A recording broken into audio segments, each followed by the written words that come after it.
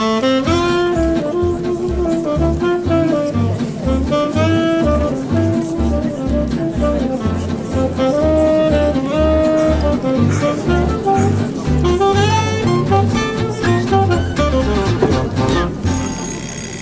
bouffons du roi Potet présentent Jacou et Michou l'interview.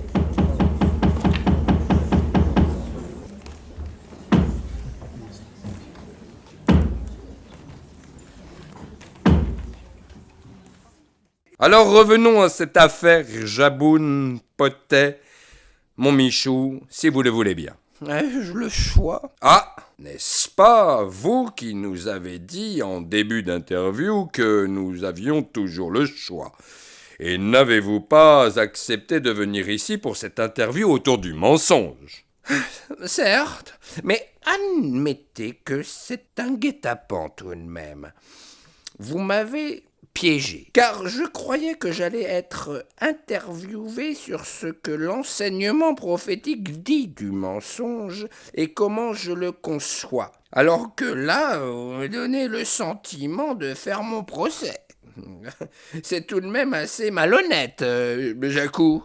Mais, Michou, ne convenez-vous pas qu'on ne peut piéger que ceux qui ont des choses à cacher? Vous m'avez bien assuré, avant que nous soyons d'accord pour cette interview, que vous étiez non pas un homme de Dieu, mais que vous étiez l'homme de Dieu, son prophète. Ce n'est pas rien tout de même, n'est-ce pas? Je n'ai absolument rien à cacher, mon petit Jacou. Eh bien, c'est ce que nous allons voir, mon grand Michou. Donc, cette affaire Jaboun Potet nous préoccupe au plus haut point. Il n'y a aucune raison. Je ne discute pas le fait que cette affaire ait bien existé. Il y a même certains protagonistes qui avaient décidé de se rencontrer pour en parler. L'étudier, comme ils disent. Il n'en est rien ressorti, hormis ce témoignage d'un frère dont vous pouvez prendre connaissance sur mon blog. Il dit « J'ai étudié les faits comme on fait une enquête, c'est-à-dire de très près et en posant comme postulat que le prophète n'avait pas menti, car je ne peux envisager cette option. À ce jour, je ne peux donner aucune conclusion qui soit rationnelle et qui englobe l'événement sans contradiction.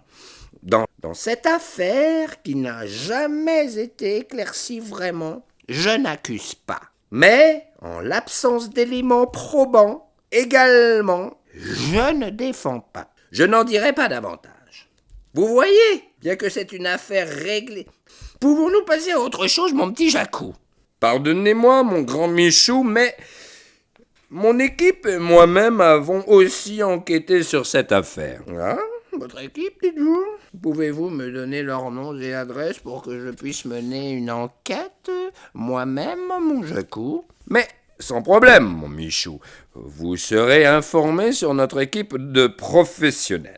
Mais celle-ci, contrairement aux témoignages que vous citez, a envisagé toutes les options, dont celle que vous pouviez mentir puisque nous ne sommes pas de vos suiveurs. Ah ouais, je comprends. Donc, pour commencer par le commencement, si vous le permettez, Michou, faisons d'abord une immersion dans le monde d'Internet. forum-religion.org. Ensuite, nous irons nager dans les eaux troubles de votre blog, mon cher Michou. Vous n'y voyez pas d'inconvénient, j'espère. Allez-y, de toute façon, c'est l'histoire qui arbitrera. L'histoire dira si je suis un menteur ou si je suis l'homme de Dieu. On verra si l'histoire retiendra le souvenir de mon nom ou s'il retiendra le souvenir du nom ou des noms de celui ou ceux qui m'ont pris en flagrant délit de mensonge. Alors cela mérite une petite pause, car M. Potet dit que dès que quelque chose le concerne, il est désemparé, parce qu'il n'est pas un homme d'ambition. La vie publique ne l'attire pas, devenir un homme connu ne le tente pas. Il avoue qu'il en a toujours détesté l'idée. Il a toujours abordé la vie publique par obligation, avec raison autant qu'humilité, par devoir, parce que le père lui a demandé, mais jamais par goût. On se demande à quel moment il a pu aborder la vie publique, hormis en 1990 lors de son allocution au cirque d'hiver, et quelques causeries publiques dans les locaux des pèlerins d'Arès. À part cela, il a passé son temps derrière son clavier à tapoter, ou alors il est allé monologuer au milieu des pèlerins d'Arès après s'être bien assuré qu'il soit soumis et incapable de le contredire.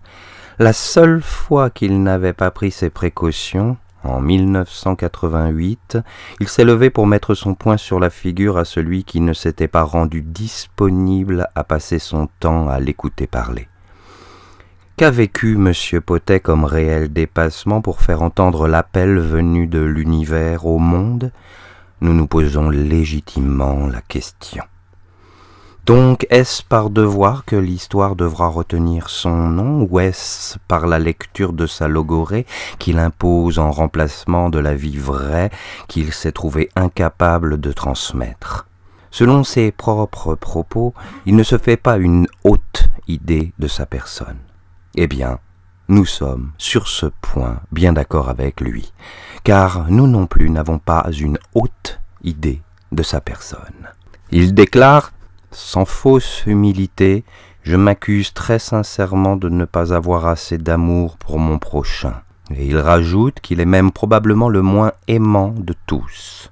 Et cela pourrait bien, quand son cœur s'arrêtera, le rejeter dans la grisaille du rien, le magma incolore des spectres. Mais n'y est-il pas déjà? Et l'histoire devrait, selon lui, retenir son nom? Ah, parce que l'histoire devrait retenir le souvenir de votre nom plutôt que celui de votre engagement dans l'accomplissement du bien? Vous jouez sur les mots, mon petit Jacou. Mon nom est lié de façon incontournable à l'accomplissement du bien. Je parle du bien selon Dieu, bien évidemment. Essayez de suivre un peu, mon Jacou, au lieu de vouloir ramener du réchauffé. Oui, je comprends. Mais nous pourrons revenir plus tard sur votre position face à l'histoire, si vous le permettez.